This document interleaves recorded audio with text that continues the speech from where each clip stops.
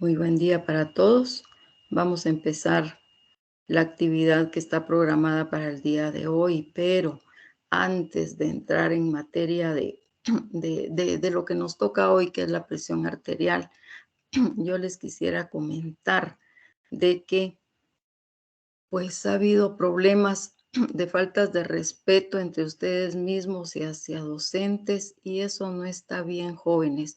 Recuérdense que nosotros tenemos que ser muy leales a nuestra carrera, y nuestra carrera significa la palabra respeto en todo lo que vale la situación. Respeto no quiere decir de que todo el mundo se caiga bien y que todo el mundo me caiga bien. Eso no es.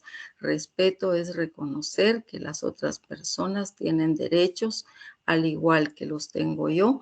Todas las personas tienen el derecho a ser respetado. Entonces, por favor, yo sí necesito que ustedes reflexionen un poquito en esto, porque no se pueden seguir dando situaciones como las que hemos pasado, porque son penosas, pues, y no van con nuestra carrera, así de sencillo. Nosotros tenemos que tener respeto a la vida, tenemos que tener respeto hacia cada una de las personas que nos rodean, en la familia, en la iglesia, en la calle, en la universidad, en todos lados, jóvenes. Así que, por favor, eso sí se los voy a recomendar muchísimo.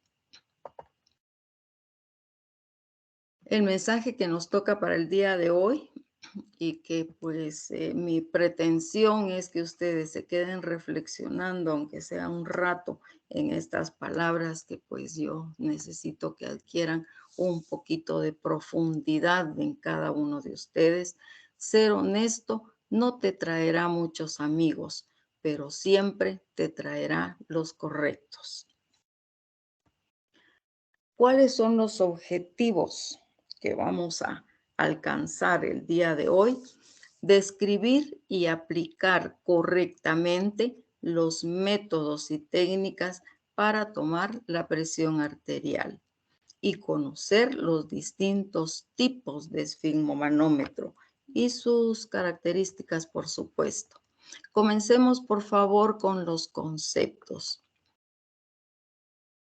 La presión arterial prácticamente se basa en dos conceptos que pues al final terminan siendo lo fundamental para que nosotros comprendamos de qué se trata esto de la presión arterial, que dicho sea de paso, es el signo vital más complicadito, podríamos decir, pero no complicado porque no lo vayamos a poder hacer, sino porque ya se dan cuenta ustedes de que acá sí ya necesitamos una aparatología, pues necesitamos el esfigmomanómetro, necesitamos un estetoscopio cuando vayamos a hacer el método auscultatorio, que es el que más utilizamos.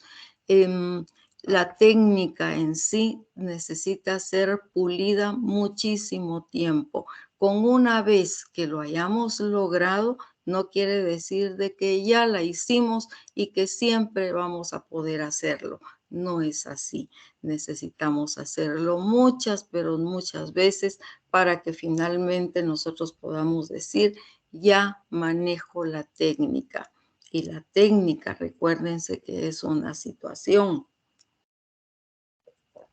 La interpretación de los datos que yo voy a obtener, eso es otro dilema, pero pues nosotros tenemos que comenzar con pulir nuestra técnica. Si en casa, si en familia hay alguien que necesite ser monitoreado con su presión arterial porque es hipertenso y porque su médico le dijo que por lo menos una vez al día se debe tomar la presión arterial para que en su siguiente cita pues ya tenga elementos el médico para decir así se comportó la presión arterial en mi paciente. Entonces miren qué bendición que ahí estén ustedes cerca, pues ustedes pueden ser sus monitores y pues de paso estamos aprendiendo, estamos puliendo cada día más vamos como que ajustándole un poquito más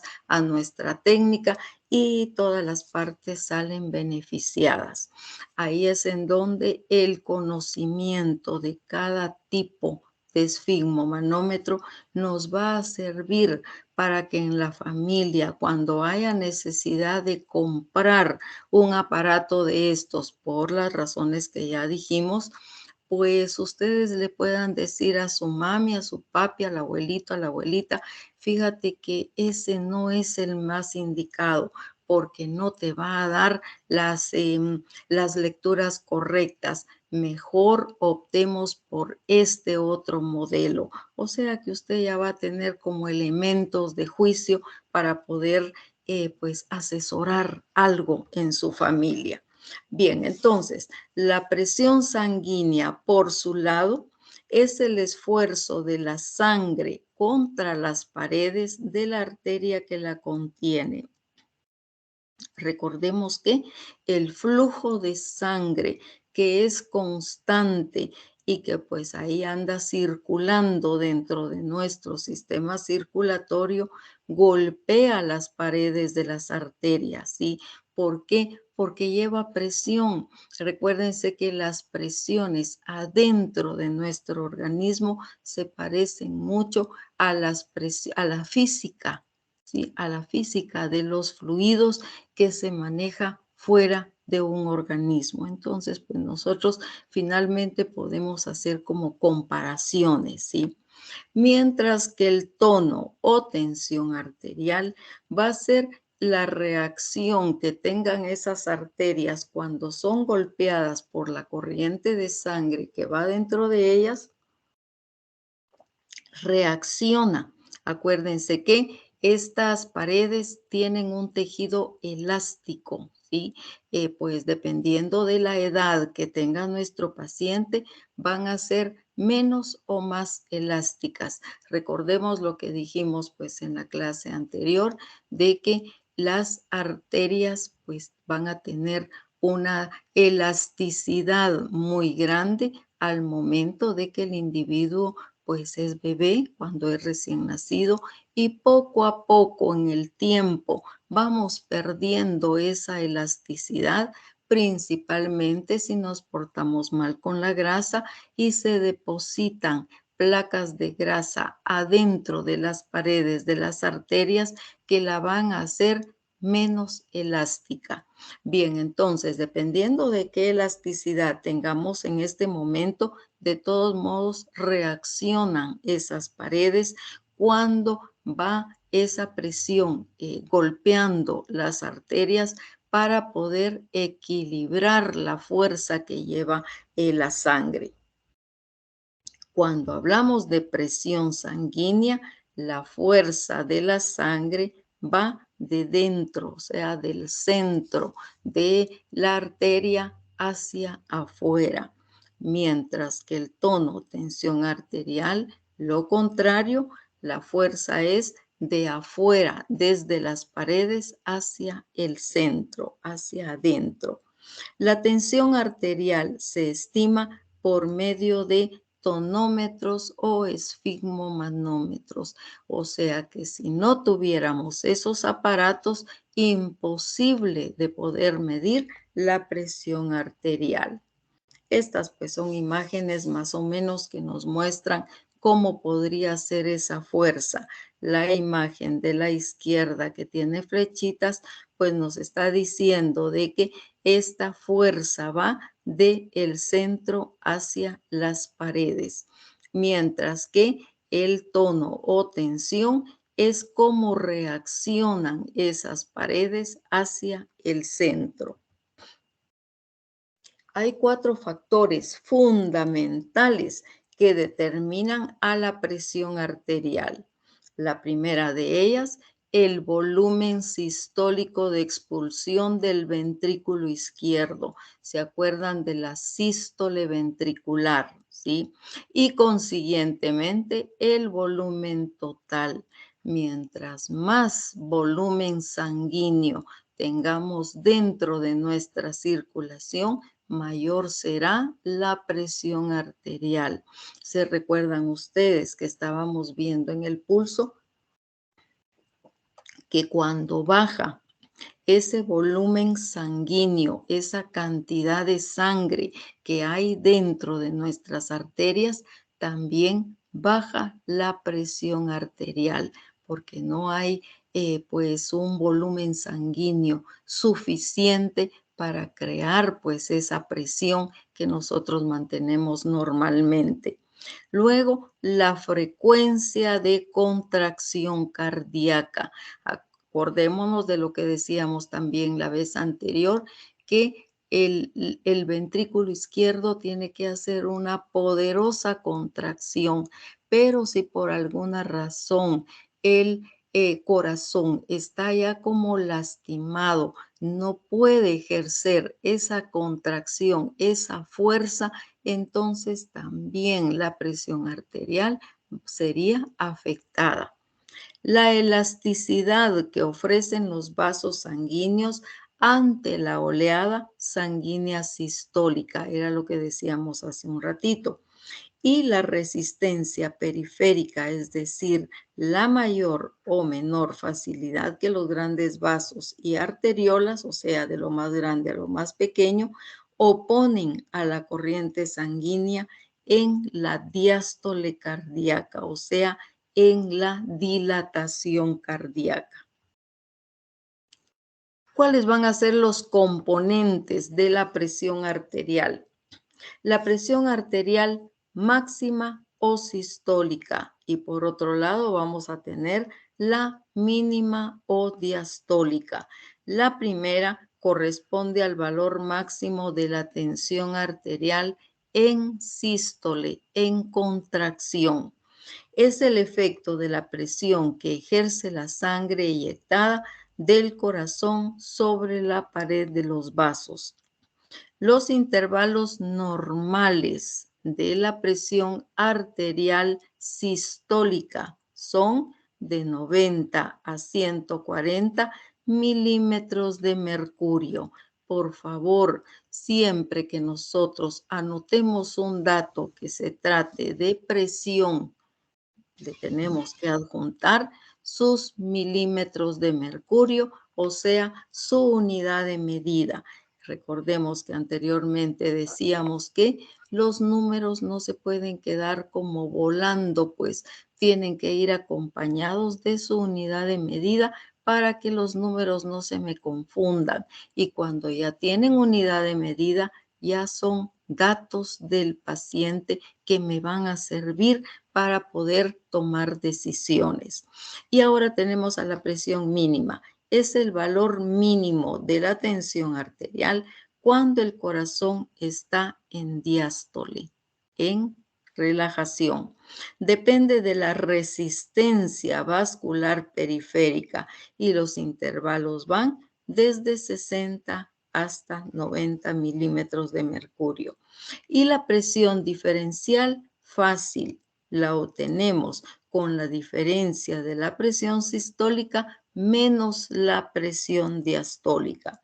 Cuando se expresa la tensión arterial, se describen dos números, así como que fuera un quebrado, separados por un guión donde el primero, o sea, el numerador de nuestro quebrado, va a ser la presión sistólica y el denominador sería la presión diastólica y se expresa, como decíamos hace un rato, en milímetros de mercurio.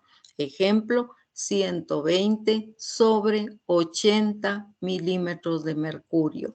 Cualquier persona que esté familiarizada con la salud o que pues esté cursando con un problema de hipertensión y que ya esté diagnosticado, por supuesto, entiende perfecto que el 120 se refiere a la sistólica y que el 80 de este ejemplo va a ser la presión diastólica. Fácil de entender.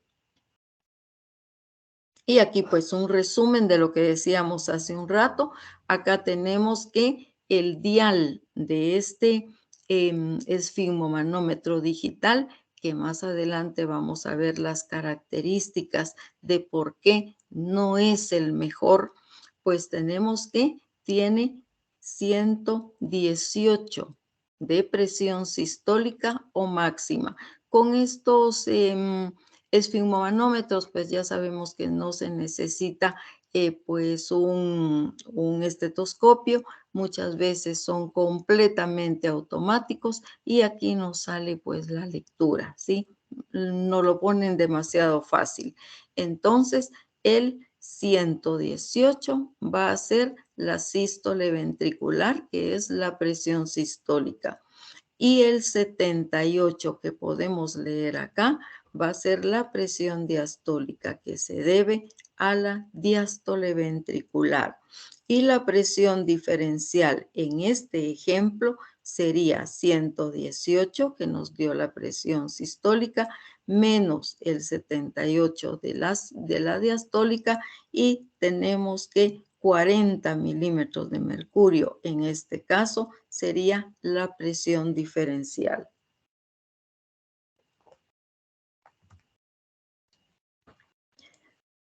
Miremos el recorrido de la reseña histórica, desde donde nace la idea de tomar la presión sanguínea hasta lo que tenemos hoy en día. Desde 1733, Stephen Hales tenía ese punto de partida, pues. Él fue el que dio el estartazo. Él tenía como que la intención de ver qué pasaba cuando se le introducía un catéter dentro de la carótida a una yegua. Y así es como nace la creación de los esfigmomanómetros. Ahí es en donde, pues, gracias a la genialidad de don Steven, pues así es como nosotros tenemos hoy en día, pues, digamos que una gran gama para poder elegir qué es lo más correcto para usar en nuestro paciente. Luego, en 1834, viene Jules Harrison y él fue el que ideó el primer aparato para medir la presión arterial en el ser humano. Esto fue un paso, como quien dice, enorme, porque no nos iba a servir de mucho saber que en la yegua se podía pues medir perfectamente la presión arterial, pero eso no era útil en un ser humano. Luego, en 1887, Bombach inventó el esfigmomanómetro de columna de agua y Poiseuille, no sé cómo se pronuncia esto, en 1828 fue el primero en emplear la columna de mercurio. Y Jules Marey en 1860 diseña el primer esfigmomanómetro portátil no invasivo. ¿Por qué decimos no invasivo? Porque en los anteriores se necesitaba colocar ese catéter adentro de una carótida y eso lo hacía impráctico, lo hacía demasiado complicado. Pero a partir de 1860 la historia cambia para la esfigmomanometría. Luego tenemos que Riva-Rossi en 1896 inventa el esfigmomanómetro de mercurio y William Baum en 1915, que es lo más cercano a lo que tenemos en este momento, inventa el esfigmomanómetro tal y como lo conocemos ya en el siglo XXI. Y en la década de los 70 se introduce la esfigmomanometría digital. Esto fue como un boom en los Estados Unidos. ¿Por qué? Porque los pacientes hipertensos vieron como que la facilidad de no tener que ir a un centro de salud, hospital, clínica o lo que sea a medirse su presión, sino que ya lo podían hacer cómodamente en su casa. Y estos se han vendido, pero muchísimos elementos, millones de ellos, por la comodidad y la facilidad que le da al paciente, pero no todo es bueno porque a más facilidad y más comodidad, pues tenemos también menos exactitud. Y eso yo creo que lo complica un poquito. Aquí tenemos algo así como la anatomía de un esfigmomanómetro. Esfigmos, pulso y manómetro, que significa medida. Bien, entonces tenemos que el manómetro que está aquí señalado con el número 1 es esa especie de reloj que nosotros pues le observamos al esfigmomanómetro aneroide, sí que este es el que tenemos acá. El brazalete o manguito. Luego tenemos la pería de goma, que es la que apretamos cada vez que estamos insuflándole aire a nuestro manguito. Luego viene la válvula de aire, que nosotros la podemos manejar a voluntad, sacando o pues haciendo que no se salga para poder pues hacer nuestras tomas y nuestras lecturas. Luego vienen los tubos, o sea, toda esta, perdón, sería la tubería de nuestros aparatos, y luego viene el indicador pulsátil, que viene siendo esa especie de aguja que vibra cuando nosotros estamos recogiendo la lectura.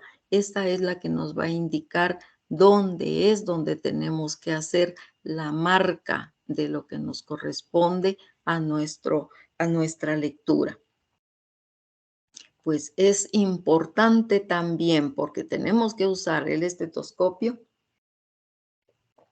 que conozcamos las partes más elementales de él. Tenemos un colector acústico. Aquí nos estamos adelantando un poquito porque a la hora de ver nuestra clase de la auscultación, obviamente tenemos que pues tomar como protagonista a nuestro estetoscopio, y ya lo vamos a ver más a profundidad, pero ahorita necesitamos como las partes más elementales de él. El colector acústico. Luego tenemos pues el sistema de transmisión, o sea, el tubo o los tubos, porque hay diferentes diseños.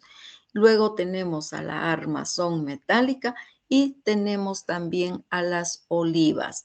Las olivas son unos elementos, podríamos decir, muy, pero muy importantes en el estetoscopio. ¿Por qué?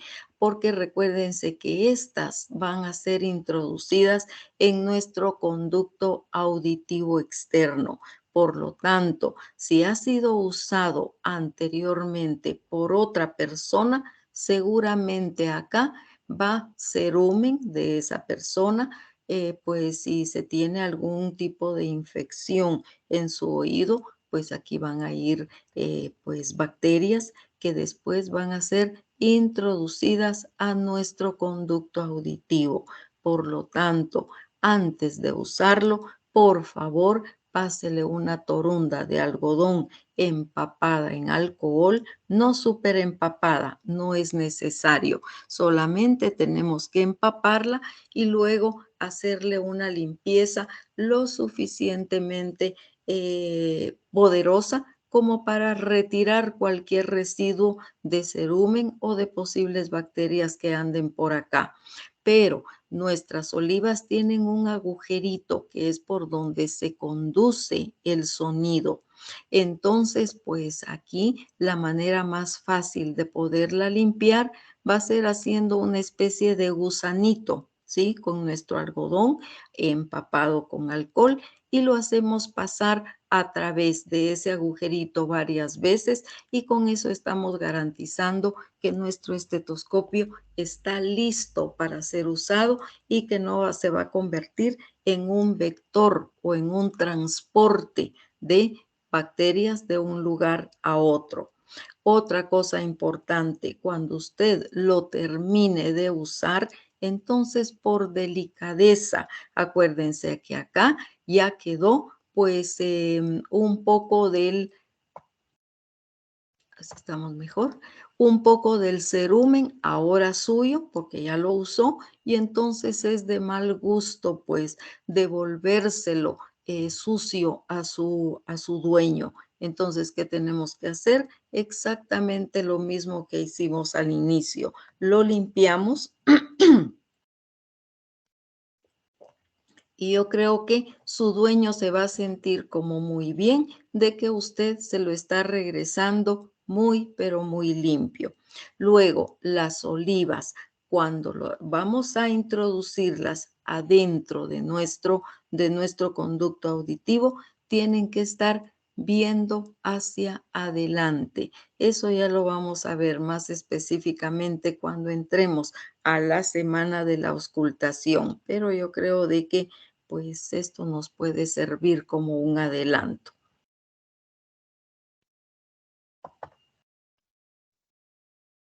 ¿Cómo seleccionamos el manguito correcto?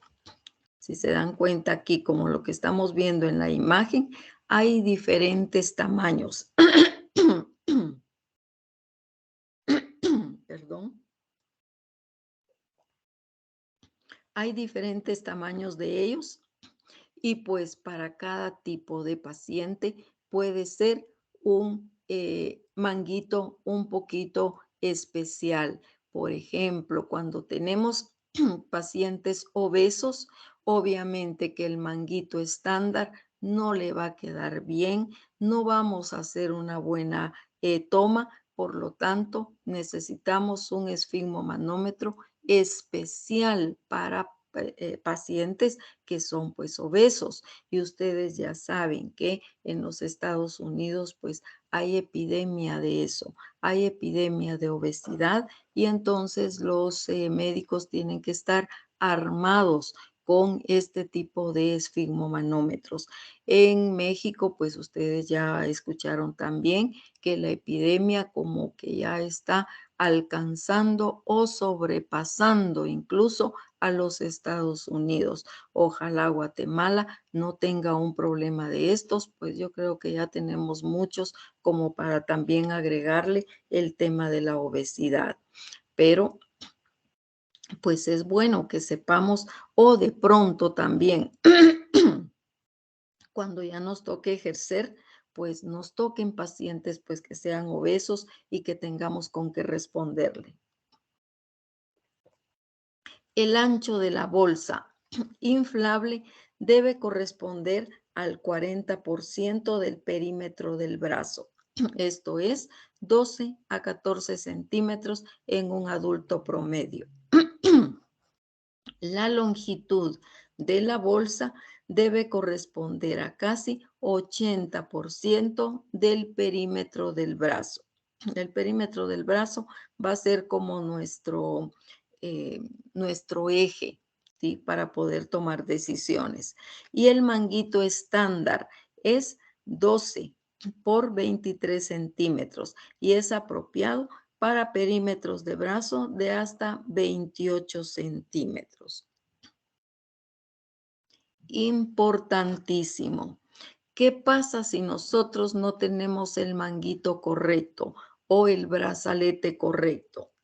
Si el manguito es demasiado pequeño o angosto, la lectura de la presión arterial nos daría una lectura alta.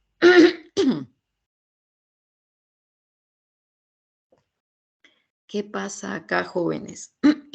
Que estoy obteniendo un dato incorrecto, un dato que realmente no le corresponde a ese paciente y yo puedo tomar la decisión de que se trata de un paciente hipertenso, pero no. Lo que sucede es que tengo el brazalete incorrecto. Miren hasta dónde puede llegar el error de no encontrar al brazalete correcto. Pero si el manguito es demasiado grande o muy ancho, la lectura de la presión arterial será baja. De igual modo, no estoy obteniendo el dato correcto. Y acuérdense que un dato incorrecto me puede dar un diagnóstico incorrecto. Y peor aún, un tratamiento incorrecto.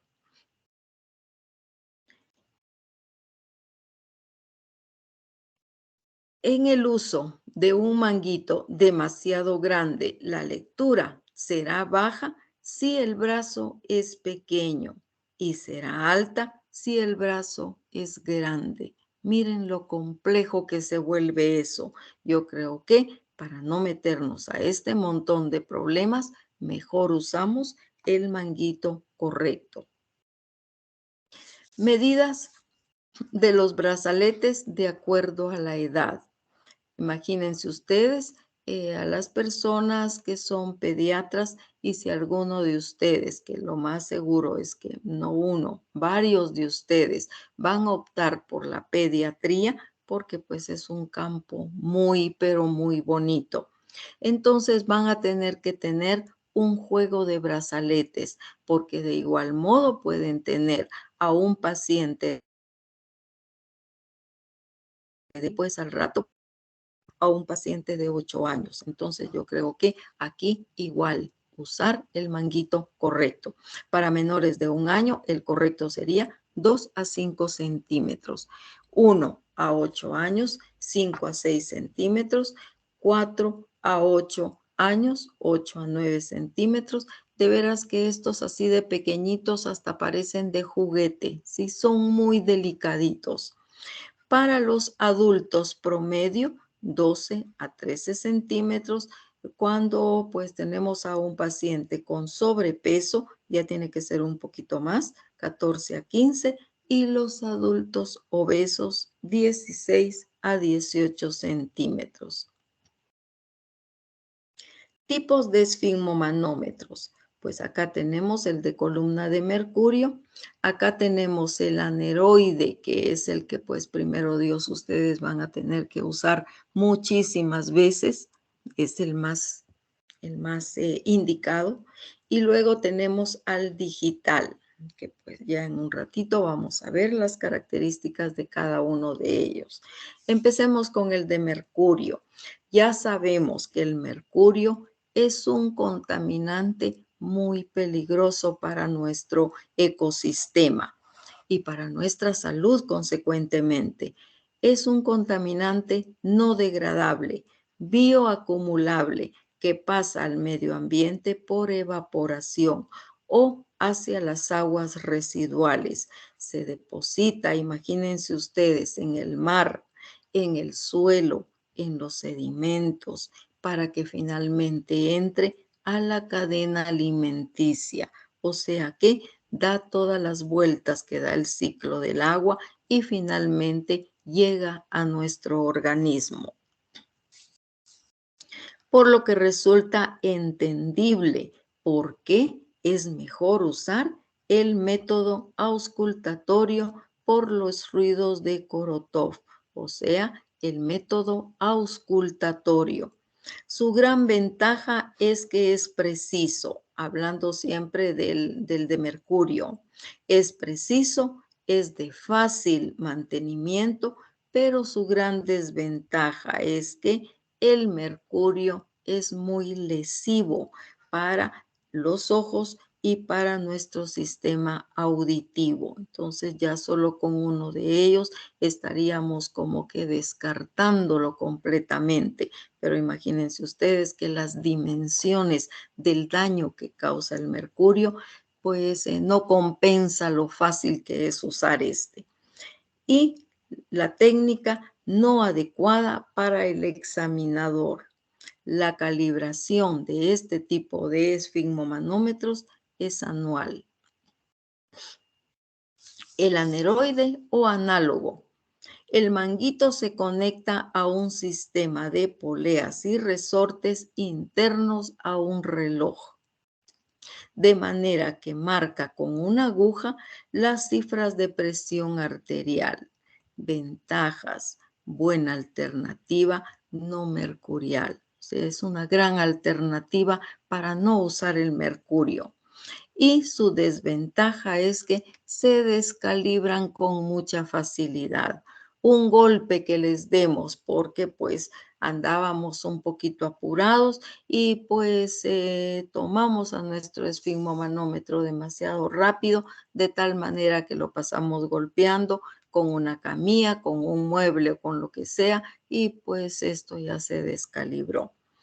Eh, Son muy sensibles al daño, en especial los daños por transporte, ¿sí? O sea, si se mueve mucho nuestro esfigmomanómetro, se puede descalibrar también. Entonces, pues esta es su gran desventaja, por lo tanto, los tenemos que cuidar mucho, ¿sí?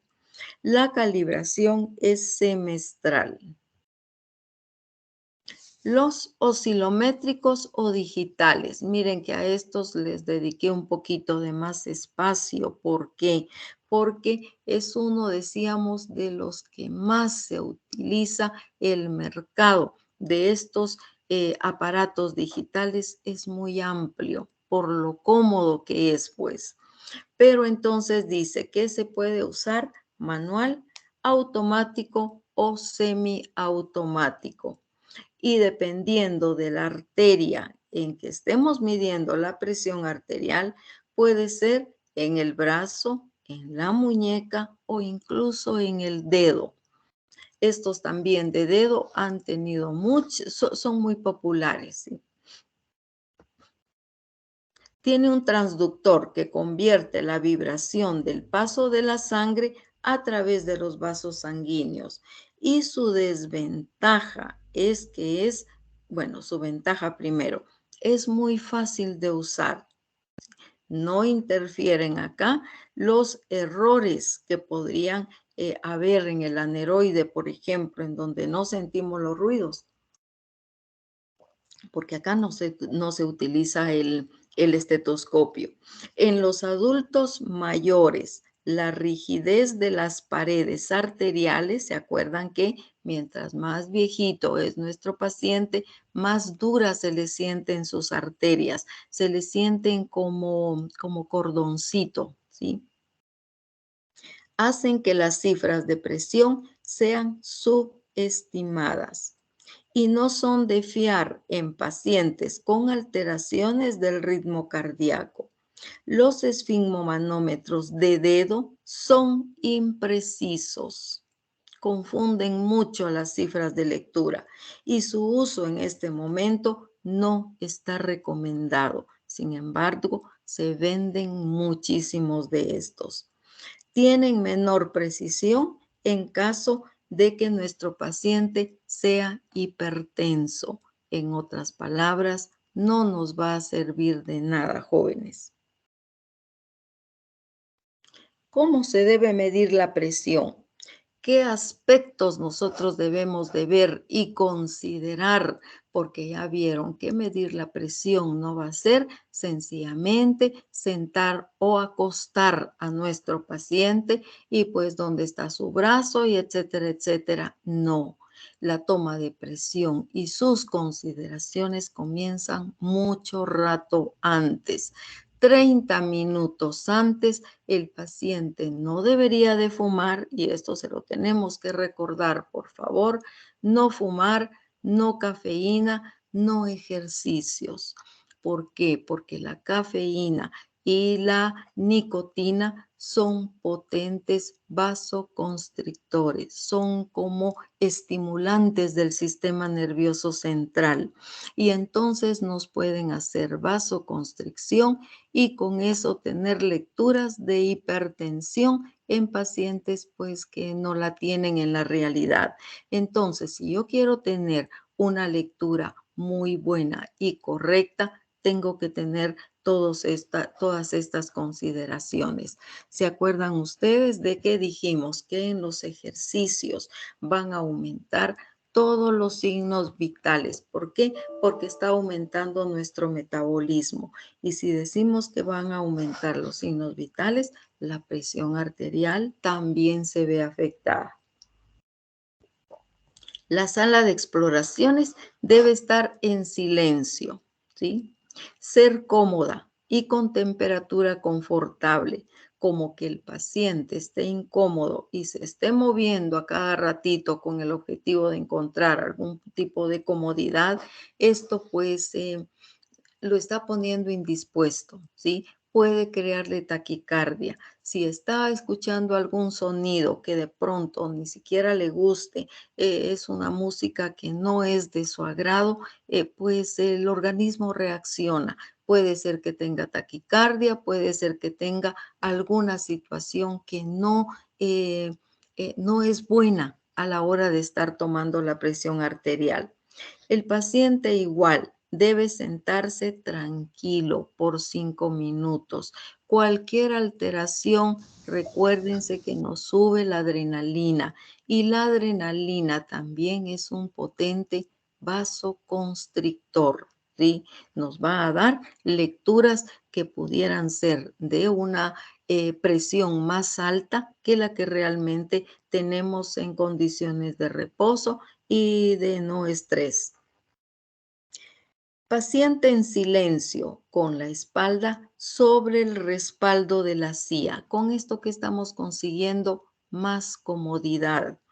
Los pies en el suelo, ¿sí? No debe cruzar las piernas.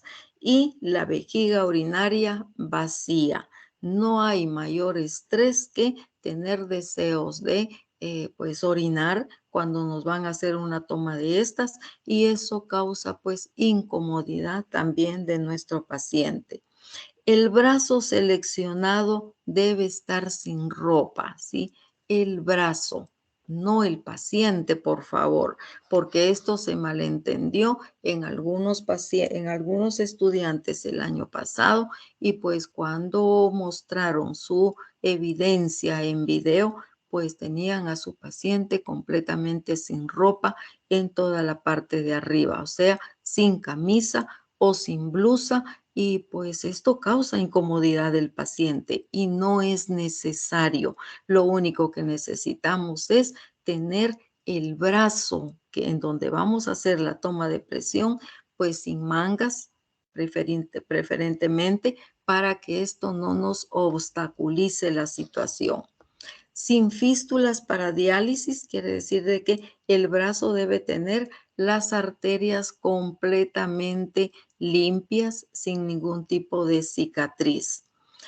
Por disección también de la arteria humeral, linfedema por disección de ganglios axilares o radioterapia. Cualquier elemento de estos hace que ese brazo no sea el ideal para tomar la presión arterial. Tenemos que palpar la arteria humeral, que cuando ya llega a la flexura del codo, ahí cambia su nombre y se llama braquial. Aquí es en donde vamos a tener que recordarnos de toda la clase de los pulsos, ¿sí? Porque en esa clase de pulso aprendimos dónde estaba cada una de estas arterias y cuál era su nombre. Bien, entonces palpamos la arteria humeral y colocamos el brazalete de tal modo, o sea, lo enrollamos, ¿sí? De tal modo que el vaso esté en el surco precubital a nivel cardíaco, casi en el cuarto espacio intercostal, en unión con el esternón. Generalmente, cuando nosotros estamos enrollando el manguito, nos damos cuenta que muchas marcas ya tienen una flechita, ¿sí? Y esa flechita tiene que estar apuntando a la arteria para que pues estemos bien ubicados. Casi todos los esfigmomanómetros hoy en día tienen esa marca en donde cuando nosotros lo ajustamos nos dice aquí estoy correcto. Paciente sentado. Tiene que apoyar su brazo sobre una mesa, o sea, cuando el paciente está sentado, entonces su brazo debería de estar en una mesa un poco arriba de su cintura. Y si estuviera de pie el paciente, porque a veces hay que tomarle la presión de pie, porque tenemos duda de algunas situaciones, y entonces el paciente tiene que tratar de sostener su brazo a nivel medio del tórax. ¿Cómo lo sostiene? Con su mano, con la otra mano, ¿sí? Sostiene su brazo y así de esta manera, pues podemos hacer la toma de la manera correcta. Importante. Si la arteria humeral se encuentra debajo del corazón, o sea, nuestro brazo lo estamos bajando mucho, el brazo donde estamos tomando la presión está más bajo que el corazón, la lectura de la presión arterial será más alta.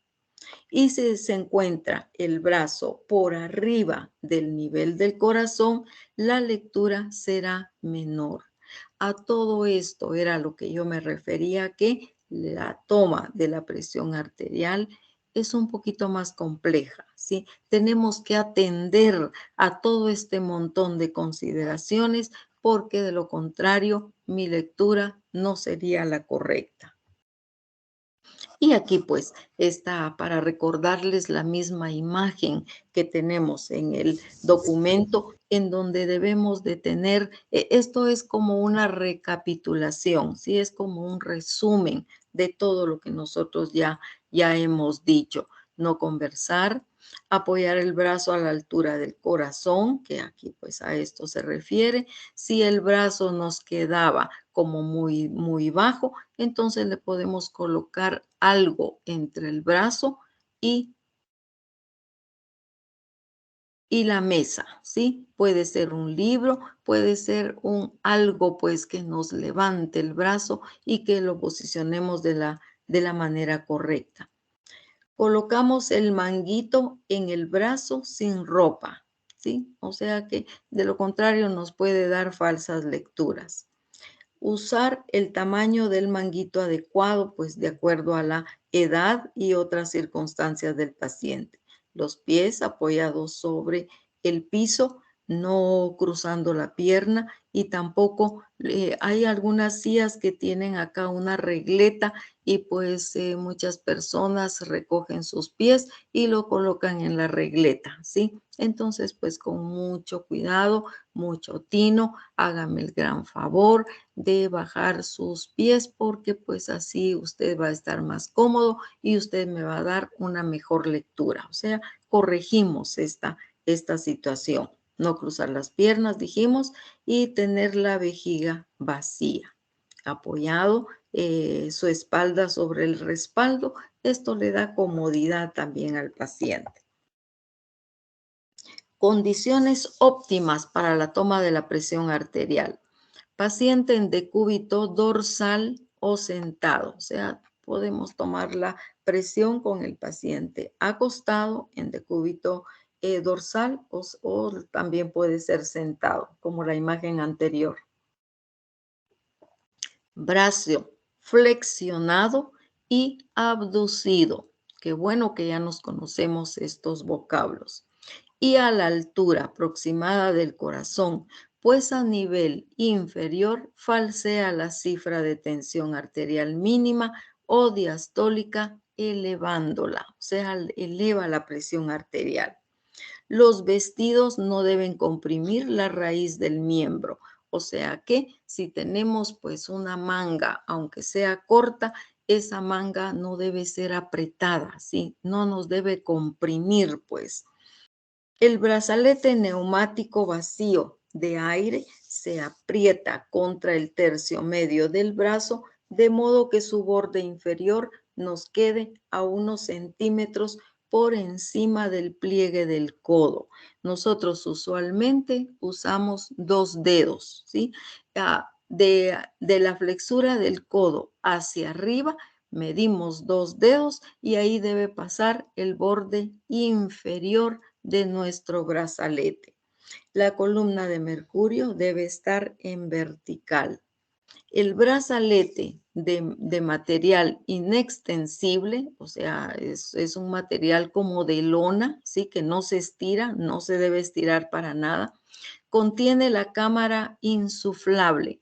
Adentro hay como una vejiga, ¿sí? De caucho. que debe desbordar claramente por encima y por debajo con el fin de evitar la formación de hernias. Estas hernias son como cuando una vejiga saca, como quien dice, una burbuja por un lado, se desborda de tal forma que podemos ver ahí como que una burbuja de la cámara insuflable, o sea, de la vejiga, no se debe desbordar por ningún lado, pues. O sea, a eso se refiere esta hernia. No es hernia del paciente, es hernia de la vejiga. El paciente debe sentirse lo más tranquilo que sea posible, ya dijimos, no necesitamos su adrenalina. Para que la determinación sea correcta, debe hacerse con cierta rapidez a fin de evitar una excesiva éstasis venosa o arteriocapilar en todo el segmento del miembro situado por debajo del brazalete, capaz de modificar el régimen presor o hacer difícil la lectura. Por favor, cuando estemos insuflando, no insuflemos más de la cuenta y no mantengamos el brazalete inflado por mucho tiempo, porque esto es sumamente incómodo. Esto el paciente no lo soporta, pues, pero aparte de eso, le podemos romper algunos capilares ahí debajo de donde está puesto el brazalete, y cuando quitemos ya el brazalete, podemos ver pues cómo hay pequeñas rupturas de los capilares, y eso pues no se vale. Eso quiere decir que insuflamos demasiado, sobrepasamos mucho la fuerza que hace el brazalete sobre el brazo, y pues duele, ¿sí? Duele, es incómodo y le podemos romper pues los vasitos sanguíneos y todo esto. De nada de esto es algo bueno, es algo muy malo. Importante, la cifra definitiva solo se establecerá después de haber practicado en breve intervalo 3 o 4 mediciones. ¿Se recuerdan ustedes que en la antropometría decíamos que íbamos a hacer 3 mediciones? ¿Por qué? Porque la primera me pudo haber salido mal, alguna de las otras, pues cualquier otro elemento intervino. Entonces yo estoy como que tratando de obtener la lectura más cercana a la real. Insuflando cada vez en el brazalete una presión de 20 a 30 milímetros de mercurio encima de la máxima. ¿Y cómo nosotros sabemos dónde está la máxima? Pues tenemos que sentir los pulsos, ¿sí? O sea que cuando usted empieza a insuflar, usted tiene colocados sus dedos sobre la arteria, la indicada, de acuerdo a que si estamos en un palpatorio o en un auscultatorio, hasta que los pulsos ya no se sientan. Cuando los pulsos ya no se sienten, es porque nosotros ya insuflamos lo suficiente el brazalete para que nos pueda comprimir la arteria, ¿sí? Cuando comprimimos la arteria, la cerramos completamente de tal modo que ya no hay paso de onda pulsátil. Y cuando ya no hay paso de onda pulsátil, sencillamente no sentimos los pulsos. A partir de donde ya no los sentimos, insuflamos solo 20 a 30 milímetros de mercurio encima de esa señal.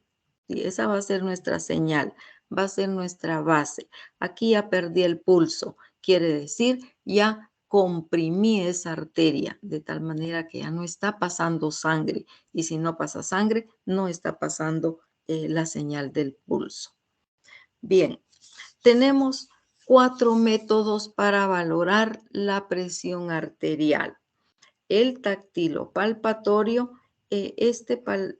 táctilo palpatorio lo usamos solo en algunas circunstancias en donde de pronto usted no tiene estetoscopio o por alguna condición especial en donde usted decidió que tiene que hacer un reconocimiento palpatorio.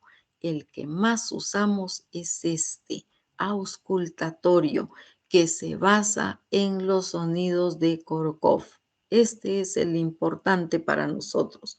Luego tenemos un mixto, que de pronto pues podemos tener elementos de uno y del otro, y tenemos el oscilométrico, así que pues obviamente ahí se necesita oscilógrafo. Comencemos con el táctil o palpatorio. En el táctil o palpatorio, usted va a necesitar dos pulsos, ¿sí? El radial y el braquial. Mientras que en el auscultatorio, usted va a necesitar el braquial, ¿sí? O sea, está mucho más sencillo. Bien, el método táctil o palpatorio. Hay que desnudar el brazo, dijimos. Colocamos el manguito del tamaño apropiado en la parte alta del brazo, 2 dedos arriba de la flexura del codo. Ahí debe pasar el borde de nuestro brazalete, no encima de la articulación, ¿sí? Porque eso no es una buena técnica. Centramos la vejiga desinflada sobre la arteria braquial, inmediatamente medial al tendón del bíceps. Todo esto ya no lo conocemos. Todas estas direcciones no las conocemos perfecto. Dejando el borde inferior a 2 o 3 centímetros encima del pliegue antecubital, ¿sí? O sea que nosotros lo hacemos como de forma más práctica con 2 dedos, pero pues tenemos pues en mente que eso es 2 o 3 centímetros como para hacerlo un poquito más exacto. En cambio, con los 2 dedos es algo así como que bastante cercano, pero es lo más práctico que nosotros tenemos. Flexionamos el brazo del paciente a la altura de su corazón y lo apoyamos cómodamente en la mesa. Ponemos una almohada o con su propio brazo, ¿sí? Para detener pues el brazo que nosotros estamos interviniendo. Luego ponemos los dedos de una mano sobre la arteria radial y tomamos el pulso. Tenemos que ver que el pulso esté pasando sin ningún tipo de problema. Luego insuflamos con rapidez el manguito con la perilla. ¿Se acuerdan la perilla de goma? Con esa pues es con la que nosotros introducimos aire a la vejiga que pues en este momento está desinflada hasta 20 o 30 milímetros de mercurio encima del punto, en que ya no percibimos los pulsos. O sea que cuando perdemos el pulso, significa que, decíamos hace ratito, ya cerramos a esa arteria. La cerramos y ya no hay paso de sangre, no hay paso de pulso. Entonces, a partir de ese momento, insuflamos 20 a 30 milímetros de mercurio más, solo hasta ahí. Después de eso, ya es sumamente molesto para el paciente. Todo lo que él necesita es quíteme esto de acá porque me está matando, ¿sí? Es muy, muy incómodo. Luego desinflamos el manguito lentamente. Cuando usted toma su válvula de aire y de pronto la zafa con muchísima potencia, esto se le va a salir todo el aire y perdimos nuestra lectura. A veces tenemos que hacer varias pruebas como para ir viendo cómo hago para que el aire vaya saliendo de a poquito, muy lentamente. De lo contrario, no voy a poder reconocer mi presión arterial a una velocidad de 2 a 3 milímetros de mercurio por segundo. Muy lento, pues, hasta que advierta de nueva cuenta las pulsaciones. O sea que usted perdió el pulso radial, ¿sí? Ahora empieza a sacar el aire y se da cuenta cómo va su pulso. No ha aparecido todavía. Muy bien, sigue sacando el aire hasta que usted sienta que ya aparecieron los pulsos radiales, ¿sí? O sea, estamos todavía en la posición de la arteria radial. Cuando aparecen de nueva cuenta los pulsos, en el momentito en que reaparecieron, ahí marcamos dónde nos dio la aguja pulsátil, porque eso es la señal de que ya apareció mi presión sistólica o máxima. Ahí es en donde yo tengo la respuesta. Entonces, mediante palpación de la arteria braquial, solo encuentro mi pulso radial y me paso inmediatamente al pulso braquial. Cuando estamos haciendo nuestras primeras intenciones con esta toma de presión, se vale marcar el punto, o sea que antes de comenzar con esta toma de presión, usted le toma el pulso radial a su paciente y le hace una marquita de dónde está el punto más palpable. Luego se va a la braquial, ya sabe usted dónde encontrarlo según las direcciones que dimos en los pulsos, y donde encontró el pulso braquial, también haga una marquita. ¿Por qué?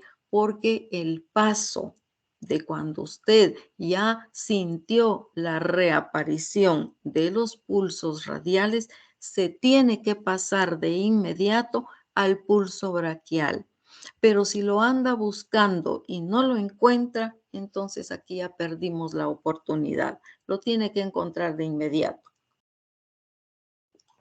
Y a veces esa marquita es la que nos salva la vida en este momento.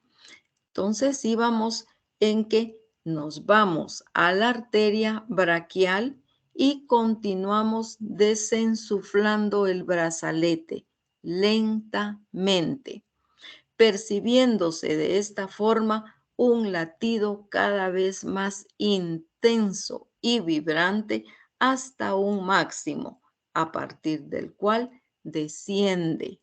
O sea que empezamos a sentir cómo esos pulsos braquiales se sienten intensos, pero luego hay un punto en donde empiezan a sentirse menos intenso y cada vez menos y menos y menos intenso. O sea, vamos progresivamente hacia abajo, a partir del cual desciende más o menos bruscamente la intensidad del latido o resalte palpatorio que corresponde a la mínima o diastólica. O sea que cuando usted, aquí dice, percibiéndose de esta forma, un latido cada vez más intenso y vibrante. Aquí no marcamos todavía nuestra diastólica, hasta un máximo.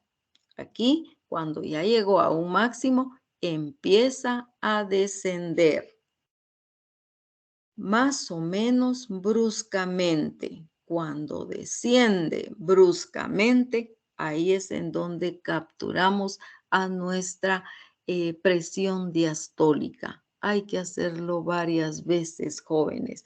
Hay que enseñarle primero a nuestros pulpejos o yemas de los dedos, pues cómo se sienten esos pulsos normalmente, porque después cuando ya aplicamos el brazalete se van a sentir de otra manera. Entonces, pues aquí, donde encontramos estas señales, las encontramos en los pulsos, ¿sí? Pulso radial, la sistólica, y el pulso braquial me va a dar la diastólica. Y pues finalmente anotamos cuando ya nos da la lectura de la diastólica, ya no necesitamos venir de a poquito. Ahí usted puede abrir toda su válvula de aire, que pues ya no nos preocupa que salga de manera abrupta, ¿sí? Porque ya usted tiene los valores que necesita. Luego, pues anotamos estos valores en nuestra historia clínica, en este caso, en nuestra hoja de práctica. Es un poquito complicado esto del pulso, de la presión por el método palpatorio. Hay que hacerlo muchas veces. Por favor, usted le pide también de favor a su familiar que pues le colabore y que usted le va a tomar mínimo 2 veces al día su presión en diferente horario para que usted también capte diferencias con respecto pues a alguna condición especial que me la pudiera estar afectando. Entonces hágalo muchas veces.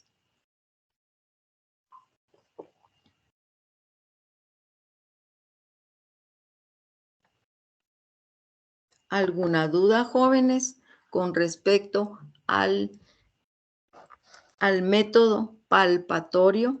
Con este, si ustedes se dieron cuenta, no necesitamos estetoscopio, ¿sí? Todo lo recogemos con nuestros dedos.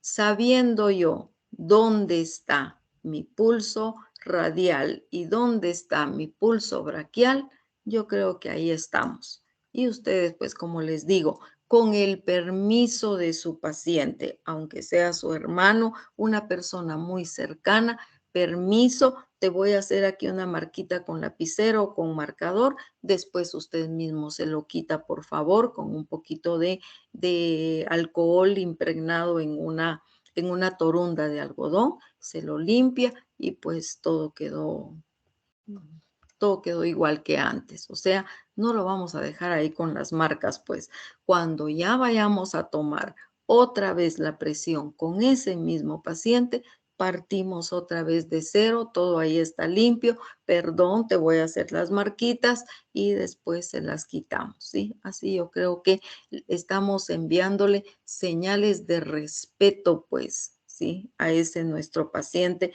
que nos está prestando su anatomía para nosotros poder hacer la toma. ¿Alguna duda en especial en esto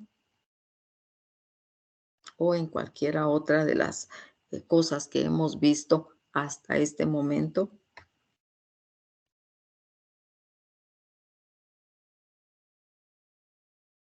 No, doctora, gracias. Muchas gracias a ustedes.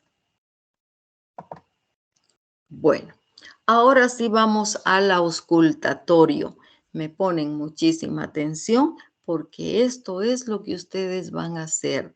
Y si se dieron cuenta, en el archivo de la tarea cambió totalmente porque ya no va a ser a través de imágenes, sino que van a tener que hacer un pequeño video, ¿sí? Un pequeño video significa no más de 3 minutos para ustedes poder hacer su método auscultatorio. De eso lo vamos a recalcar al final de la clase.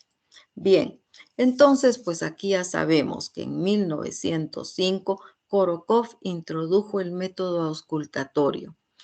Se basa en la diferencia de los sonidos que hay cuando nosotros estamos aplicando fuerza y después sacamos el aire a través de la válvula en este método auscultatorio. Procedimiento que se ha obtenido con mucha aceptación general, pues permite tener la sistólica y la diastólica de una sola vez. Esto significa que, pues a diferencia de nuestro método palpatorio, aquí no tenemos que estar en la radial y luego subir a la braquial, sino que solo en la braquial podemos obtener todo lo que nosotros necesitemos. Bien, primero desnude el brazo de su paciente. Recuerde poner un manguito de tamaño apropiado en el brazo del paciente. Centramos la vejiga desinflada sobre la arteria braquial. Inmediatamente medial al tendón del bíceps. Dejamos el borde 2 a 3 centímetros por encima del pliegue antecubital y nos aseguramos de que el manguito esté bien ajustado. Eso quiere decir ni flojo ni apretado, ¿sí? Sino que enrollado con respecto al perímetro del brazo de ese paciente. Y seguro, ya que la lectura de la presión diastólica será imprecisa si está flojo, ¿sí? O sea, lo tenemos que tener bien ajustado, pero no apretado. Flexione el brazo del paciente a la altura del corazón y apóyelo cómodamente en la mesa. Pues le podemos colocar una almohada debajo o su propio brazo. Palpamos el pulso braquial. Colocamos el estetoscopio justo pues en donde está en nuestro pulso braquial. O sea, estamos sustituyendo al estetoscopio por los dedos que colocamos en nuestro método palpatorio. Insuflamos con rapidez el brazalete 20 a 30 milímetros de mercurio encima del punto donde ya no sentimos pulsación. Pero aquí es más fácil notar esto. ¿Por qué? Porque recuérdense que tenemos al estetoscopio, pues las olivas del estetoscopio ya están bien puestas en nuestros conductos auditivos externos. Entonces, cuando empezamos a insuflar, estamos escuchando el pulso, ¿sí? Porque de esto depende que nosotros hagamos bien el método. Estamos escuchando y seguimos insuflando y de repente en nuestros oídos captamos ya la ausencia de pulsos. ¿Por qué pasó esto? Otra vez, a través de la fuerza, la presión que le colocamos a esa arteria, la comprimimos, la cerramos y ahí ya no hay paso de sangre. Por eso es de que perdemos al pulso. Pero luego de que ya lo perdimos, ahí vamos a empezar a contarle 20 a 30 milímetros de mercurio, o sea, seguimos insuflando, solo 20 o 30, no más. Por encima del pulso en que ya no se percibe. Luego se libera con lentitud la presión. Otra vez la misma velocidad, 2 a 3 milímetros de mercurio por segundo. Y a medida que baja el mercurio en el manómetro, se observa el punto en que empieza a oírse los latidos. ¿Se acuerdan que en el palpatorio era donde empezábamos a sentir en los dedos?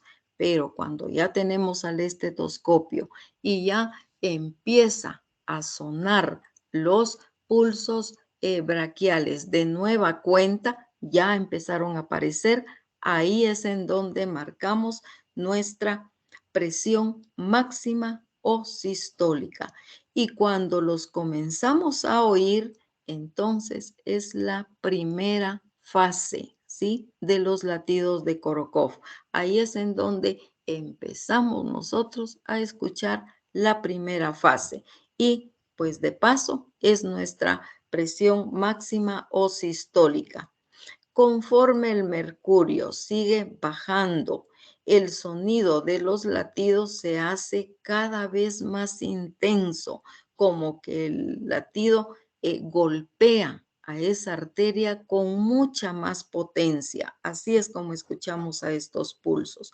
Cuando ustedes ya estén reconociendo la presión arterial en alguno de sus familiares o su paciente que le ha servido de modelo en todas estas prácticas, pues entonces usted acá prácticamente que va a escuchar, ¿sí? Usted ahí es en donde va a aprender cuáles son los sonidos de Korokov, que luego se hacen intensos, intensos y más intensos.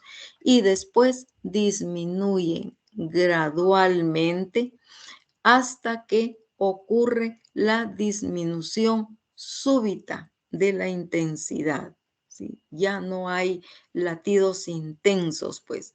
Los latidos débiles se escuchan durante algunos momentos y entonces desaparecen por completo.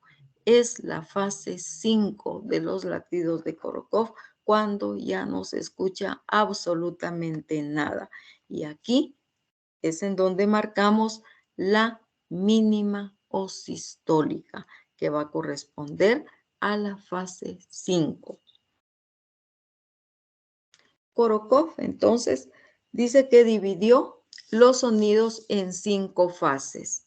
Fase 1, los 2 primeros sonidos audibles que se escuchan al soltar la válvula de la pera, o sea, la que nosotros insuflamos, desde el nivel de la insuflación máxima. Ahí llegamos con la fase 1. Y la 2, se escucha un ruido tipo murmullo durante la compresión del manguito. La fase 3 es cuando los ruidos se hacen más nítidos y aumentan su nitidez y su intensidad. La fase 4 es un claro ensordecimiento del ruido, ¿sí? Ensordecimiento.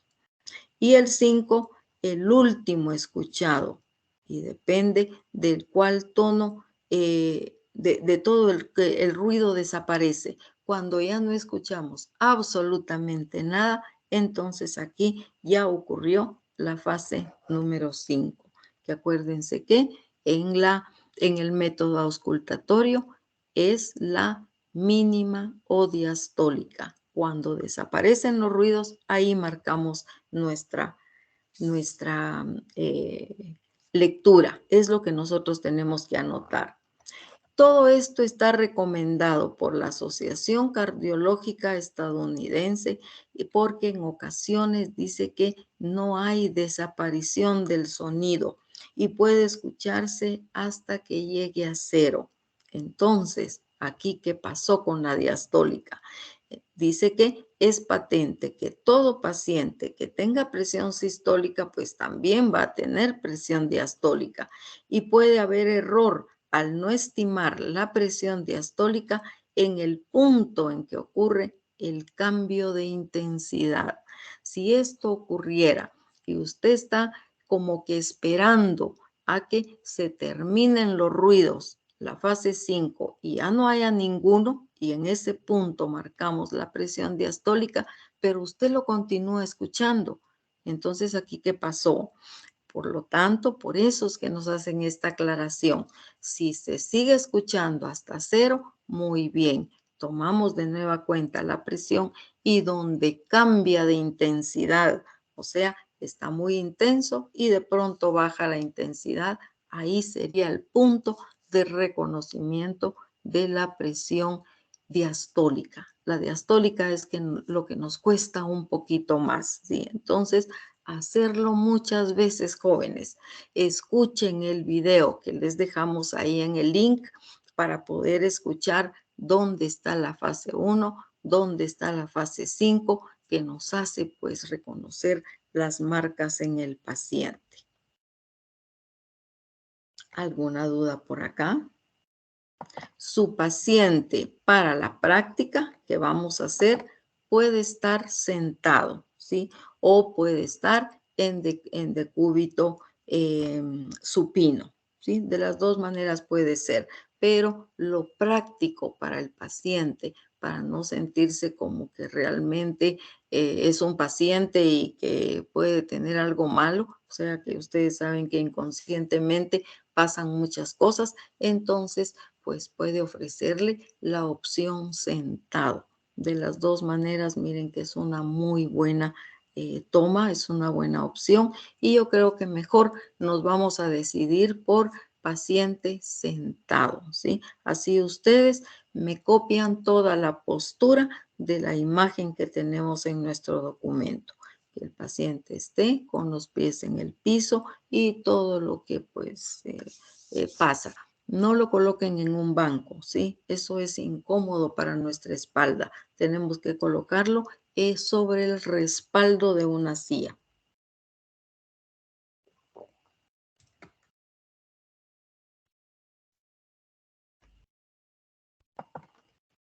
Y pues el mixto, ya sabemos que combina los dos anteriores, el palpatorio y el auscultatorio. Y el oscilométrico requiere de un aparato con oscilógrafo con el que se pueda medir todo tipo de presiones, pero ya vimos un poquito más profundo de qué se trata este tipo de estetoscopios esfigmomanómetros que nos dan pues lectura a través del método oscilométrico. Variaciones. La presión sistólica. Esto es como un resumen de lo que vimos ya anteriormente y esto es lo que ustedes tienen que tener presente a la hora de que hagan su práctica. Vienen ustedes y los valores que encuentren ahí, ustedes los comparan con esta tablita, ¿sí? O sea que yo obtuve pues en mi presión sistólica, yo tuve pues 110. Vamos a ver, según mi tabla. No, según mi tabla está muy bien este paciente con su sistólica. Y en la diastólica le encontré 84, 85. No, mi paciente está bien, ¿sí? Entonces, ya con esto nosotros tenemos parámetros de comparación. Luego tiene que hacer su presión diferencial, ¿sí? Aquí tenemos también el rango de la presión diferencial y cuánto es la media. Puede hallarse una diferencia de hasta 5 a 10 milímetros de mercurio entre un brazo y el otro. Acuérdese que usted tiene que tomarle la presión arterial a un paciente, a su paciente de la práctica, tanto del lado derecho como del lado izquierdo, ¿sí? Entonces, usted puede encontrar algo como que diferencias, y si encuentra diferencias, no se vaya a asustar, ¿sí? Porque las hay de 5 a 10 milímetros de mercurio. La presión sistólica suele ser en las extremidades inferiores, que también les comento, hay esfigmomanómetros especiales para tomar la presión arterial en piernas, ¿sí? Esto es porque pues hay pacientes en donde hay necesidad de hacer esto. Imaginémonos pacientes que no tienen brazos, ¿sí? O que tienen una lesión en este momento en el brazo que nos hace imposible pues tomar la presión ahí, o que tiene pues yeso, tiene inmovilizado su brazo, entonces pues tenemos que buscarle alternativas. Entonces aquí dice que en las extremidades inferiores puede ser 10 milímetros de mercurio mayor que en las extremidades superiores. Y pues la presión arterial promedio por edad. Al año, 60/40, a los 3, 85/65, a los 8 años, 95/70, a los 15 vamos a tener 100/70 o hasta 110/80, ¿sí? O sea que esto nos guía a nosotros cómo la presión arterial va descendiendo, podemos decir, a medida que el paciente es más pequeño. Mientras más pequeño es, más pequeña va a ser también su presión arterial. Contrario a los pulsos, ¿se recuerdan que en los pulsos, mientras más chiquito mi paciente, pues los pulsos son con la frecuencia mucho más elevada? Igual las respiraciones, pero en las presiones, al contrario, van más bajas. La presión arterial no es un factor constante, puede cambiar de un momento para otro, de una hora hacia otra hora, de un minuto a otro minuto. Los límites normales varían también con el clima, con la raza. Los habitantes de zonas tórridas y tropicales, esto quiere decir en la costa más o menos, tienen presiones más bajas que las personas que viven en zonas en donde la temperatura es más fría.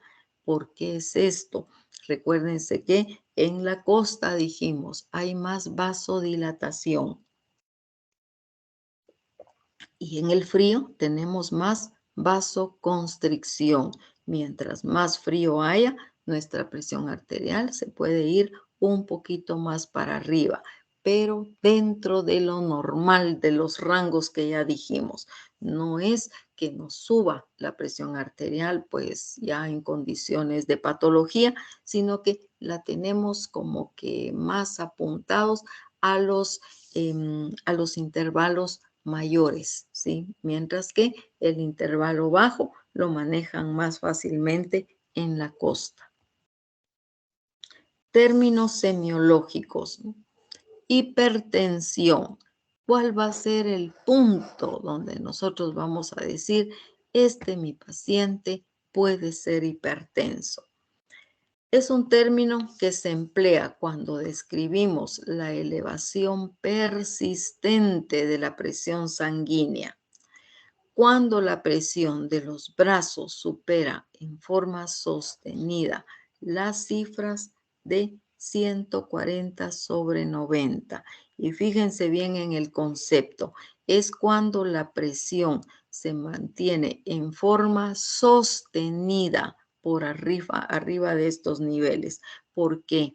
Porque en un momento dado pudimos haber dado una lectura que parecía hipertensión, pero luego cuando nos la tomaron el siguiente día o pues qué sé yo, varios días después, nos dimos cuenta de que ese momento donde le tomamos la presión al paciente y dio alta, no era porque era hipertenso, sino que en ese momento mi paciente estaba muy nervioso, había fumado, había tomado café, había tomado té, qué sé yo, hubo algún factor por ahí que hizo que la presión arterial le saliera alta en ese único momento, porque ya después se pusieron a tomarle la presión arterial a mi monitoreado, ¿sí? O sea, de que ahora se le puso un aparato para poder monitorearlo por 24 horas y nos dimos cuenta de cómo estaba su patrón pues en todo ese tiempo, ¿verdad? De 24 horas y todo salió normal. Entonces la otra lectura fue un falso, pues, una falsa alarma. Mientras que la hipotensión, perdón, aquí es hipo.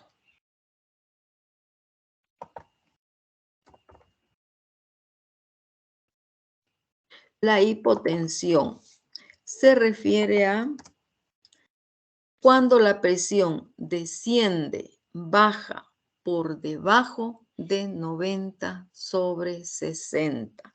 90/60 es como que el límite permitido. Si mi paciente tiene 90/60, no le voy a colocar que es hipotenso, sino que en ese momentito pudo haber sido por también muchas otras razones y para ya declararlo hipotenso, la presión tuvo que haber dado menos que esto. ¿Sí? Entonces, son conceptos que sí tienen que ser no rigurosos, ¿sí? Sino que los tenemos que constatar, no porque me dio en una vez una lectura al paciente, ahí lo vamos a etiquetar y lo vamos a condenar. No, lo tenemos que tener bien claro, porque recuérdese que si le hicimos un diagnóstico de hipertensión, eso significa medicamentos. Y medicamentos de pronto desde ese momento para toda su vida, ¿sí? Entonces, no es nada más de etiquetar a un paciente y decir, él es hipertenso. No, tenemos que estar 100% seguros, ni siquiera 99 ustedes. Y aquí terminamos. Luego, veamos qué dice la práctica vivencial. Dejo de compartir.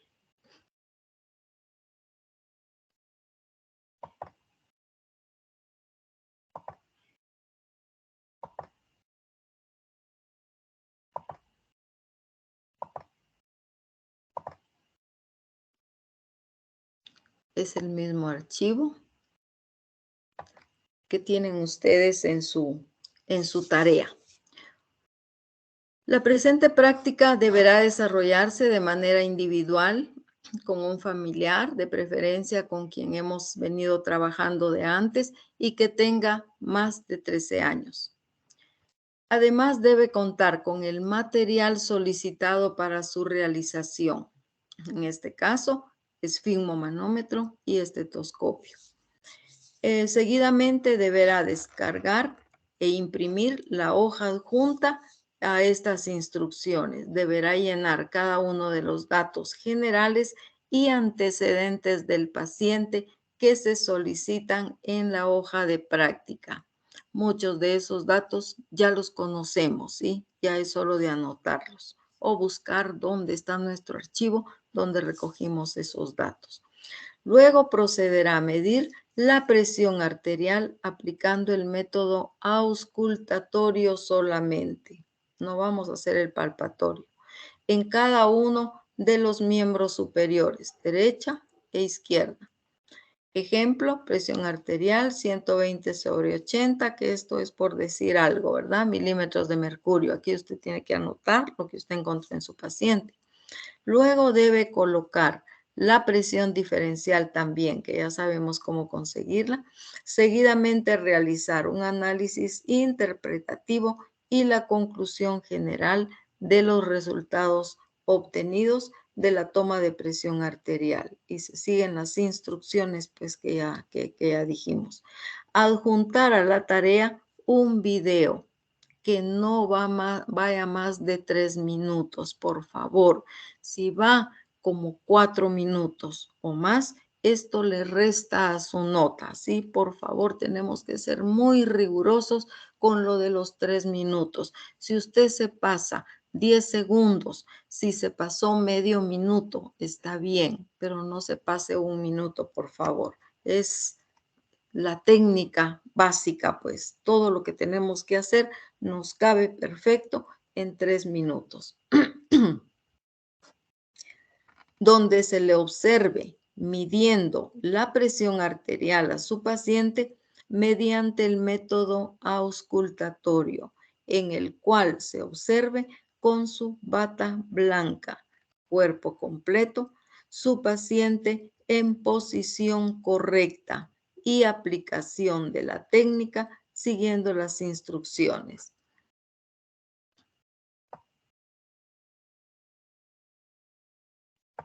Si la hoja de práctica no incluye el video, su nota será de 0, al igual que las anteriores. Si no se incluían las imágenes, pues el laboratorio no servía, pero en este caso es el video.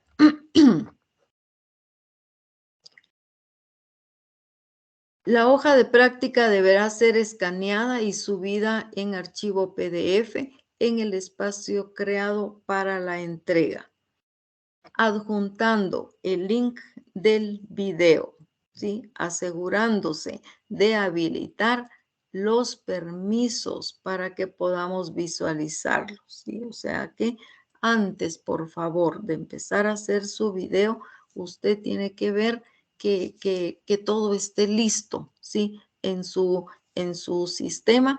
Mire que pues usted pueda compartir con todos los que tenemos pues la denominación CUNOC, ¿sí? Así yo lo puedo ver. De lo contrario, no lo podría ver y no se lo podría calificar.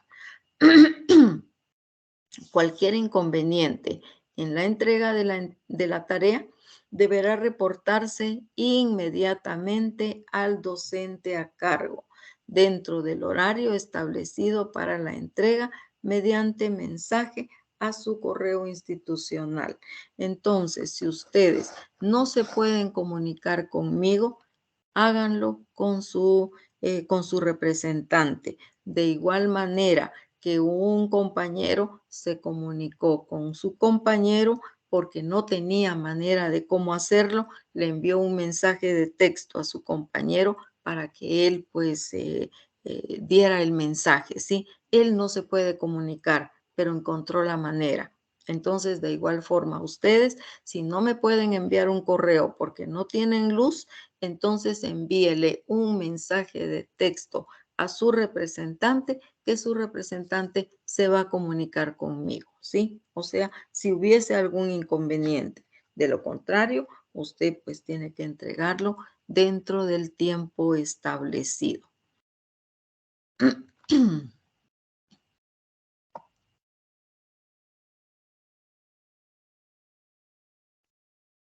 La entrega estará disponible en la semana 18, ¿sí? O sea, dentro de 8 días. En el día que le corresponde a su clase, para ustedes el martes, en horario de 10 a 12 horas. Como usted ya va a tener lista la entrega, entonces terminamos la clase, Dios mediante, la otra semana, y entonces ustedes al terminar la clase ya me están enviando su tarea, ¿sí? No la van a empezar a hacer en ese momento. Ya tenemos 8 días pues para hacerla. Entonces hay que hacerlo con tiempo, jóvenes, y tenerla ya lista. Tareas enviadas fuera de la fecha y horario indicado no serán recibidas y pues bajo ninguna excusa. Tareas idénticas serán anuladas, al igual que todas aquellas tareas que se compruebe que fueron entregadas el año anterior. Esto no aplica para ustedes, pero de todas maneras creo que es conveniente que lo sepa. Bueno, ¿qué vamos a hacer?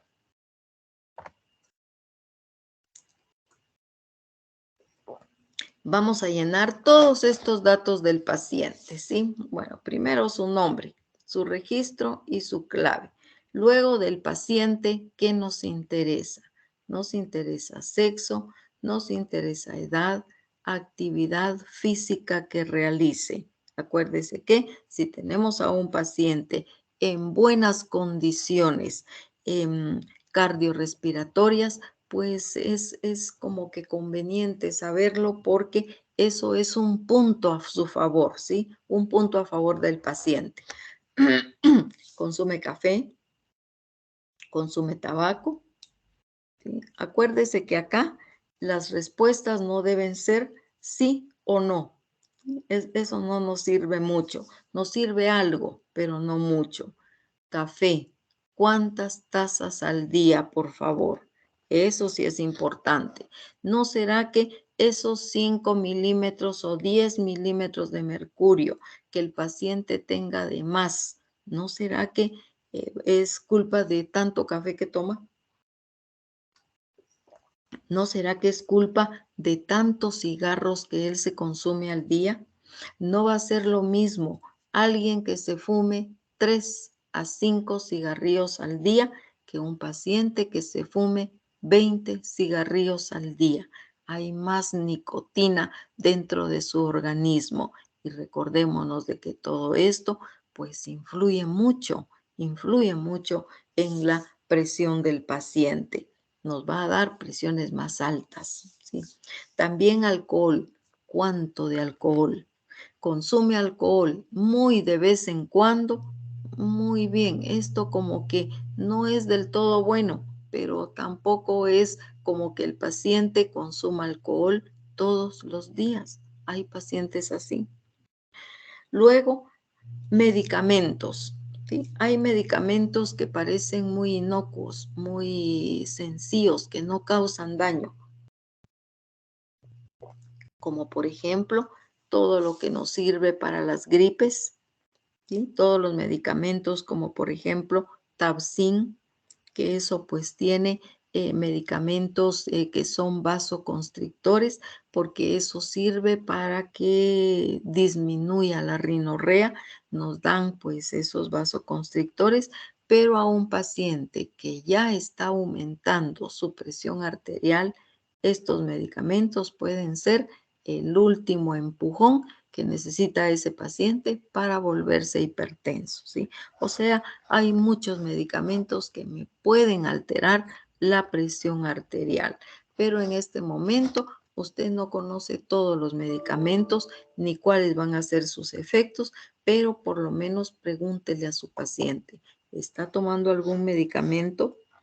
Sí, muy bien. ¿Cuál? ¿Y cómo se lo toma? Sí, por favor, tratemos de profundizar un poquito más en las respuestas del paciente. Antecedentes médicos. ¿No será que el paciente es hipertenso ya y que ahorita pues está tomando medicación para eso?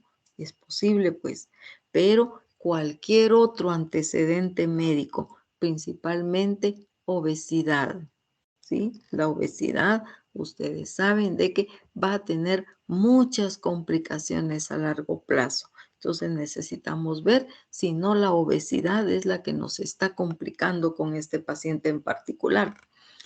Luego, antecedentes familiares. ¿Recuerdan ustedes qué tan importantes son estos?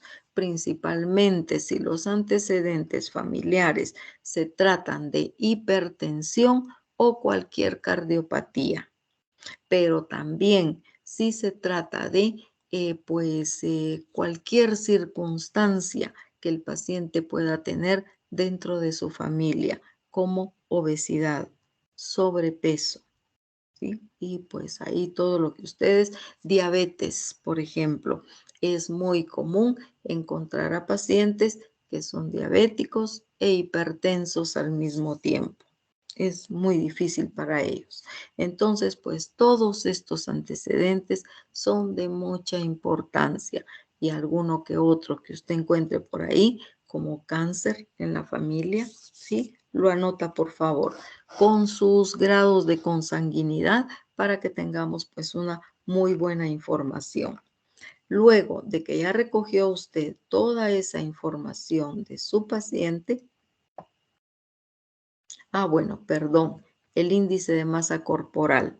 Si no se recuerda cuánto era lo que le dio en la práctica que hicimos de la antropometría, sencillamente lo hace de nuevo, ¿sí? Recuerda su fórmula, kilos de peso dividido por la estatura al cuadrado. Y eso me va a dar el índice de masa corporal de ese paciente en particular.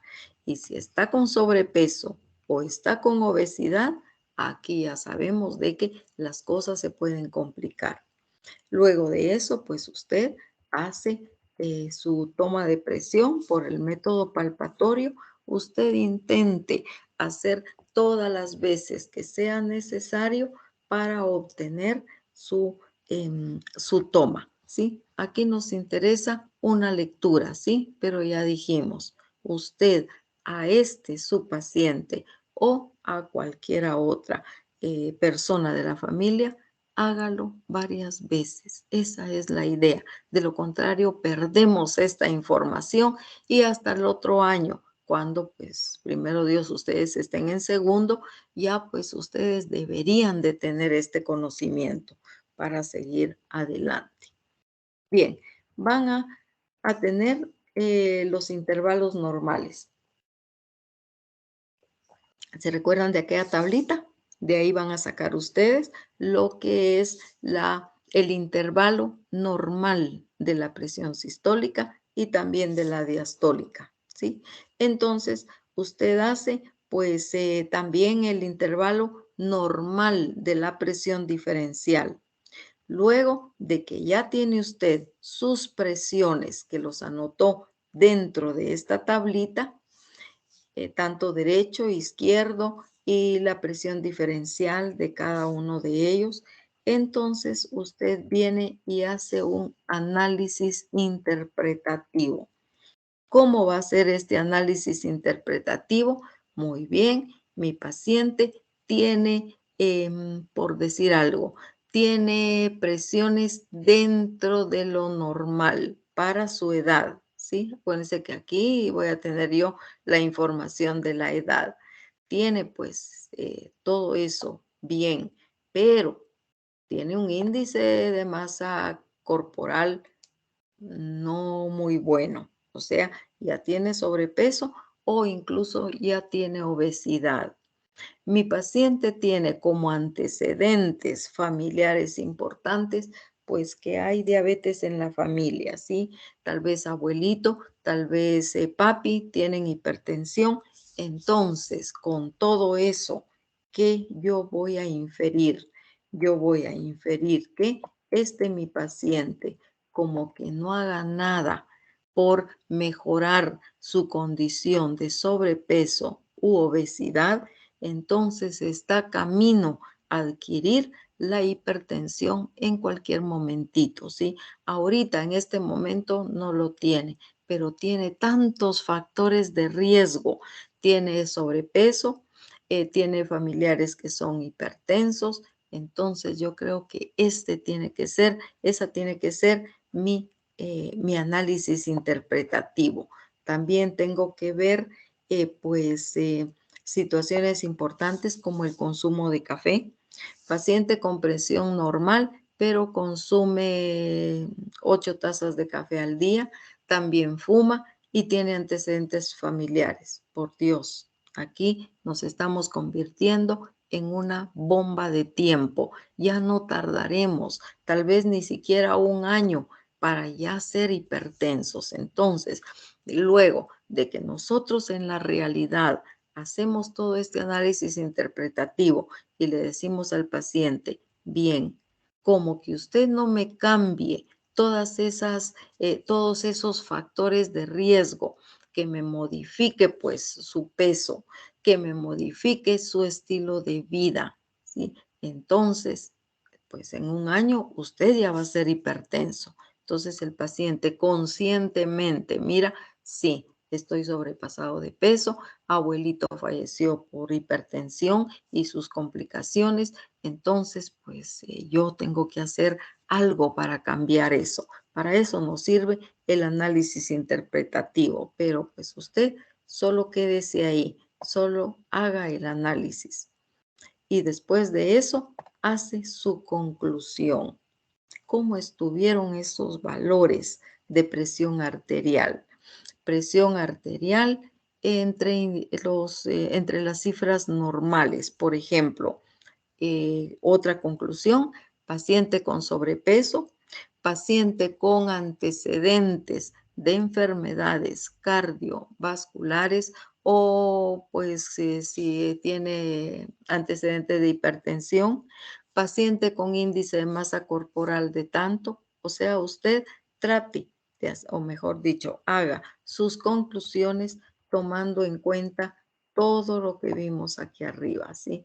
Todo esto que vemos acá nos tiene que servir para el análisis y también para la conclusión, ¿sí? O sea que, por favor, utiliza todo esto dentro de lo que usted está analizando y dentro de lo que está concluyendo. De lo contrario, le estaríamos pidiendo toda esta información al paciente que no nos sirve de nada, pues nos olvidamos de esto y nos venimos a los valores.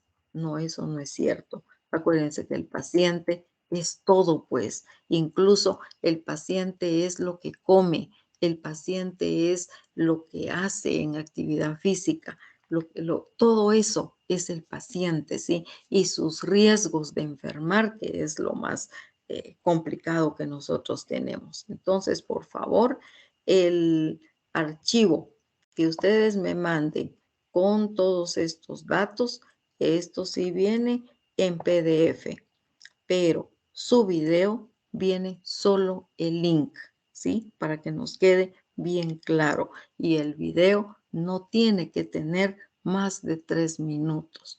Sean por favor puntuales en esta situación. Bien, jóvenes, entonces ahora sí, alguna duda que ustedes puedan tener de la tarea o de la clase.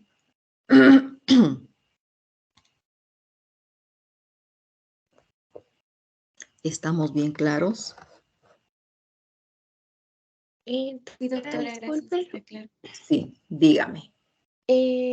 Con respecto a lo de la parte de los medicamentos, tiene que tener una fecha, o sea, si los tomó recientemente o digamos hace unos días No, o no importa. si los tomó, y ya no los está tomando, ya no nos preocupa porque no están haciendo ningún efecto en este momentito. Pero lo que usted dice, Cecia, ¿verdad? Sí, Cecia, doctora, sí. sí, muy Sí. bien. Pero en lo que usted tiene mucha razón es de que sí deberíamos de anotar desde cuándo está tomando ese medicamento. ¿Sí? El tiempo también es importante, no el tiempo en que dejó de tomar el medicamento, sino el tiempo que pues empezó a tomarlos. Entonces, mi paciente toma tal y tal desde hace un mes y lo tiene prescrito, pues porque si su médico se lo dejó para un año, pues tiene que ser para un año. Si su médico se lo dejó para 15 días, pues son 15 días, ¿sí? Entonces, entre paréntesis, tal vez lo tiene prescrito para usarlo 3 meses y ya solo le falta un mes o por dónde va en su tratamiento, pero la cosa es de que sea un tratamiento actual, que lo esté tomando ahorita, ya sea prescrito por médico o no prescrito. Acuérdense que los pacientes pues consumen mucho medicamento que sencillamente lo compran y piensan que eso es lo ideal o lo bueno para ellos. Siempre pues preguntamos, traten ustedes de ahondar, ¿sí? De que su entrevista sea pues lo más puro posible y que de ahí saquemos nosotros elementos que nos puedan servir. De eso se trata la entrevista. ¿Estamos bien, Ceci? Sí, doctora, gracias. Muy Entonces, en bien. el caso de que haya sido un tratamiento reciente de 3 meses, por ejemplo, lo anotamos igual. Pero Que, si ya lo terminó, ya ajá, no sí, ya nos lo terminé. interesa. Sí, Ah, si ya bueno. lo terminó, Entonces, si no está nos durante interesa. todavía, sí. Es un sí, si es un Ah, bueno. tratamiento actual, si ese medicamento está actuando en el organismo de ese paciente, ahí sí nos interesa. Y por cuánto tiempo lo ha tomado. Eso sí sería muy interesante también. ¿Ya bien Muchas claro? gracias, doctora. Muy Sí, bien, ya para me quedó servir. claro, gracias. ¿Algo más?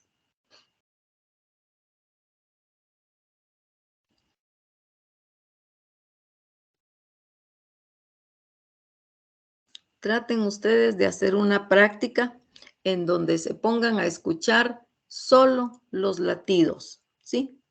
No estén tomando presión. Insuflen su brazalete, colóquense bien sus olivas. Las olivas tienen que colocarse de tal manera que no me molesten, ¿sí? Que no me duelan ahí, porque si están doliendo, molestando, están mal puestas y va a ser incómodo para ustedes también. Entonces, traten de hacer insuflaciones, luego saquen el aire de a poquito y traten de escuchar los sonidos. No anoten nada.